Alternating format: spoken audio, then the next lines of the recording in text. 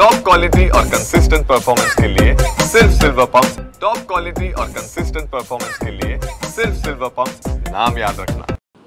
मुंबई पुणे महामार्गावरती वेळ वाचवण्याकरता आणि अंतर वाचवण्याकरता राज्य सरकारकडनं मिसिंग लिंकचा प्रकल्प हाती घेण्यात आलेला आहे आणि याच मिसिंग लिंकच्या प्रकल्पाची संपूर्ण पाहणी करण्याकरता आज मुख्यमंत्री आणि उपमुख्यमंत्री येणार आहेत आणि आपण या ठिकाणी पाहू शकतो की पोलिसांचा बंदोबस्त जो आहे तो मोठ्या प्रमाणात लावण्यात आलेला आहे, कारण की मुख्यमंत्री उपमुख्यमंत्र्यांकडनं हा सगळा मिसिंग लिंकचा प्रकल्प जो आहे तो पाहणी करण्यात येणार आहे। कारण की मिसिंग लिंक हा पूर्ण या मिसिंग लिंकच्या कामाला जवळपास 4 वेळा मुदतवाढ जी आहे ते मिळालेली आहे। खरं तर 2024लाच हा संपूर्ण मिसिंग लिंक जो आहे तो बनून तयार होणार होता, परंतु 4 वेळा या संपूर्ण प्रकल्पाला मुदतवाढ मिळालेली आहे। आज मुख्यमंत्री उपमुख्यमंत्र्यांकडनं या सगळ्या मिसिंग लिंकची पाहणी करण्यात येणार आहे आणि आपण पाहू शकतो की सार्वजनिक बांधकाम विभागाकडनं बॅनर देखील या ठिकाणी लावण्यात आला आहे मुख्यमंत्री उपमुख्यमंत्र्यांचा मिसिंग लिंकच्या पाहणी दौऱ्याचा। पोलिसांचा बंदोबस्त या ठिकाणी मोठ्या प्रमाणात वाढवण्यात आलेला असल्याचं पाहायला मिळतंय। खरं तर मुंबई पुणे द्रुत जो महामार्ग आहे त्या महामार्गावरतील वाहतूक कोंडी असेल आणि वेळ वाचवण्याकरता हा सगळा मिसिंग लिंक प्रकल्प जो आहे तो राज्य सरकारकडनं हाती घेण्यात आलेला होता।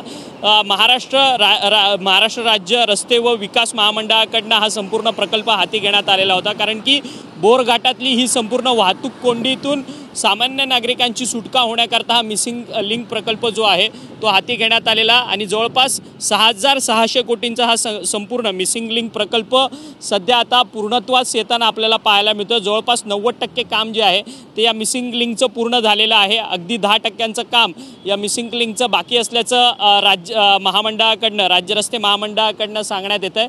आज मुख्यमंत्री उपमुख्यमंत्र्यांकडनं या संपूर्ण कामांची पाहणी करण्यात येणार। हा संपूर्ण मिसिंग लिंक जो आहे तो या वर्षाच्या अखेरीस डिसेंबरपर्यंत नागरिकांच्या सेवेत दाखल होईल असं देखील सरकारकडनं स्पष्टता देण्यात आलेली आहे।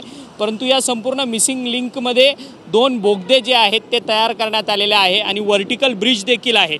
जवळपास जे दोन्ही बोगदे इंटरपास करण्याकरता तयार करण्यात आलेले आहेत इन आणि आउटसाठी, जवळपास ते बोगदे 1.5 किलोमीटर लांबीचे हे संपूर्ण बोगदे आहेत आणि व्हर्टिकल ब्रिज जो आहे 180 मीटर उंचीचा तो देखील या मिसिंग लिंकमध्ये तयार करण्यात आलेला आहे। व्हर्टिकल ब्रिजचं काम अवघड असल्यामुळेच हा संपूर्ण मिसिंग लिंक प्रकल्प तयार होण्याकरता उशीर होतोय असा दावा जो आहे तो महाराष्ट्र राज्य रस्ते विकास महामंडळाकडनं सांगण्यात येतोय। परंतु आता स्वतः मुख्यमंत्री उपमुख्यमंत्र्यांनी या सगळ्या प्रकल्पाची तातडीनं दखल घेतली आहे आणि आता हे दोन्ही नेते जे आहेत ते थोड्याच वेळात या मिसिंग लिंकच्या पाहणी करता येणार आणि त्यांच्याकडनं या मिसिंग लिंकच्या उद्घाटनाच्या संदर्भातली काही घोषणा करण्यात येणार का हे देखील पाहणं तितकंच महत्त्वाचं ठरणार आहे। व्हिडिओ जर्नलिस्ट कमलेश सह अक्षय मंकणी, TV9 मराठी, मुंबई।